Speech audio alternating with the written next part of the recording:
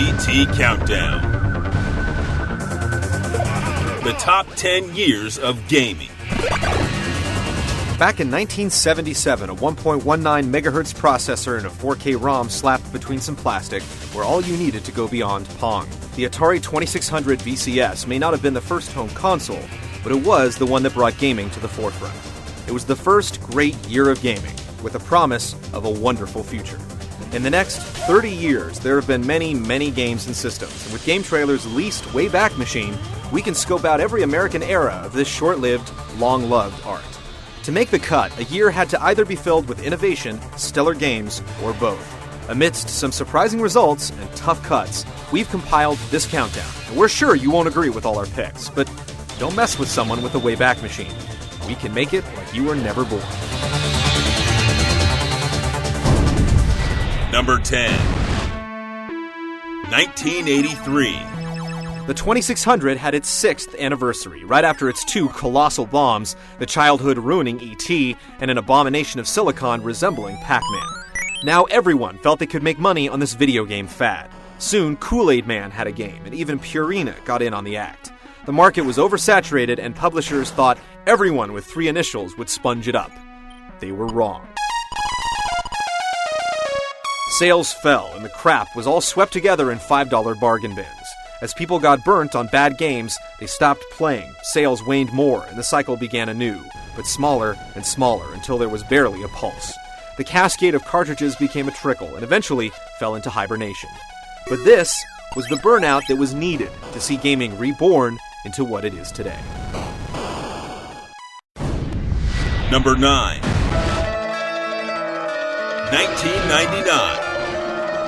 As the masses prematurely braced themselves to enter a new millennium that wouldn't actually begin until 2001, an amazing year of gaming had already begun, giving players legitimate reasons to party like it was 1999.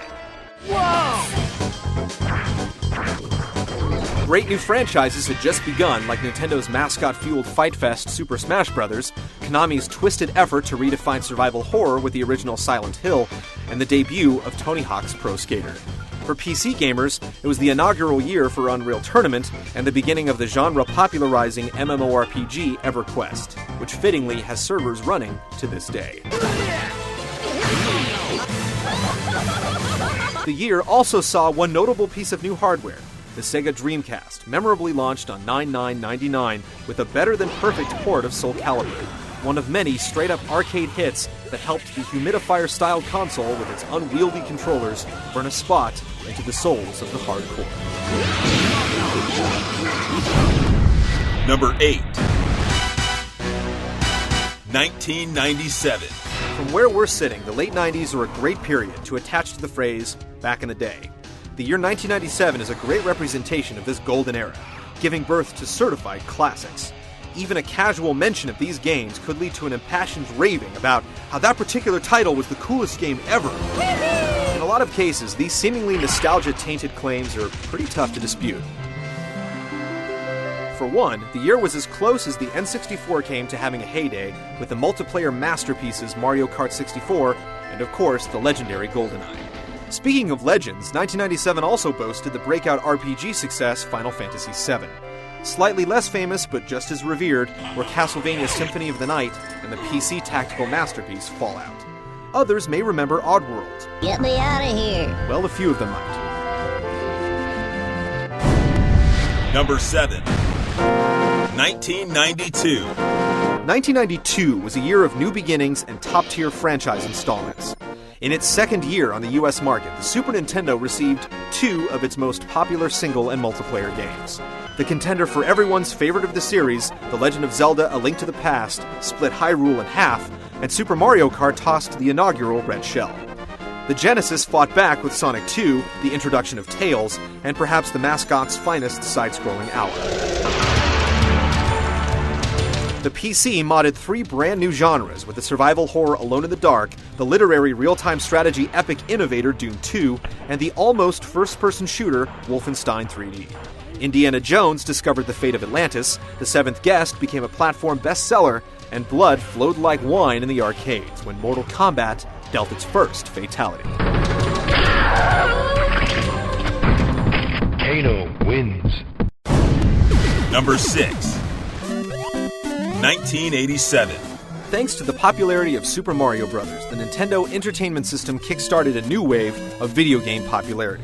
In 1987 marked the beginning of many franchises that are still going strong 20 years later. Metroid and The Legend of Zelda dropped players into complex worlds that couldn't be conquered in a single sitting, implementing passwords and save files for players to continue their quests. Castlevania whipped vampire hunters into shape, while Mega Man allowed players to add to their arsenal by defeating the Robot Masters, and Mike Tyson brought Punch-Out from the arcade to the living room. Great games were limited to the NES, though. Both Contra and Double Dragon hit arcades in 1987, allowing two players to blast through aliens or beat up street thugs. On the computer scene, cult classic Maniac Mansion birthed a new era of LucasArts adventure games, with its crazy characters like sentient tentacles and a dark sense of hamster humor. Number 5. 1991. 1991 was a fantastic year for video games on all fronts. The Super Nintendo kicked the 16-bit generation into full gear with a superb lineup, including Super Mario World, F-Zero, and Final Fantasy IV, which had one of the most emotional plots of any game to date. Both the TurboGrafx 16 and Sega Genesis fought against the newcomer with the blast processing of Sonic the Hedgehog and the head-spinning, meat-fueled rampage of Bonk's Revenge. The original NES was far from forgotten, with the refined Tecmo Super Bowl and the big bad boot of the punishingly difficult Battletoads. The introduction of Street Fighter II set arcades on fire, while the PC saw breakout hits like Lemmings, Duke Nukem, and Out of This World. Even portable gaming was strong with the Game Boy entry in the Metroid series and 4-player FPS shootouts in Faceball 2000. Number 4. 2001. The PlayStation 2 may have come out a year earlier, but it was only this fateful year of our countdown that its other main competitors entered the fray, forming the Axis of Awesome and a console showdown that still has fanboys grinding their axes to this day. Despite hitting the ground running without Mario by its side, Nintendo did the GameCube no wrong with titles like Pikmin and Super Smash Bros. Melee on the list, while simultaneously unveiling the Game Boy Advance just months prior. Meanwhile, the PlayStation 2 finally became more than a cheap DVD player, with a library of games that were the sequels of yesterday and the prequels of tomorrow, while Ico showed us where the Emotion Engine got its name. Sega finally hung up its blast processing with the Dreamcast and bowed out of the console race for good, but Microsoft was quick to pick up the torch with the Xbox and a little thing called Halo the very same year. Number 3. 2005. By the time 2005 reared its head, the usual suspects were well into their elder years. But like an apple tree in the spring, the systems managed to produce some of their sweetest games to date.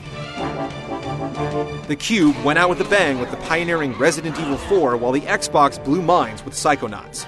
The PlayStation 2 continued its victory march with a steady stream of superb sequels, as well as fresh new finds like The Bloody God of War, The Haunting Shadow of the Colossus, and the thumb-blistering debut of Guitar Hero. The DS picked up steam and a new audience with some adorable doggies, while traditionalists were treated to online racing in Mario Kart DS. Sony also muscled in on the handheld domain with the launch of the PSP, putting console-level graphics on a portable system. With the current systems enjoying their golden years, Microsoft kickstarted the next gen by going full circle with the Xbox 360. HD gaming was the new frontier, and Xbox Live showed what that would mean for the connected. Number 2. 1998. Some people may remember 98 with antics from a bitchy bird and a burly bear, a skeletal travel agent, a Zerg rush, or just trying to catch them all. 3D finally came into its own, and portable gaming got a rejuvenating shot in the arm with the Game Boy Color. That's some people. Most will remember it as a trinity of untouchable games, where innovation met refinement and excellence was the end result. Snake's tactical espionage action proved you could be a part of an interactive movie. Half-Life went another route, providing scripted events that always left you in control, crowbar in hand. And the Trinity was completed with a Triforce. Link grew up and back down while riding horses and slinging down Skulltulas.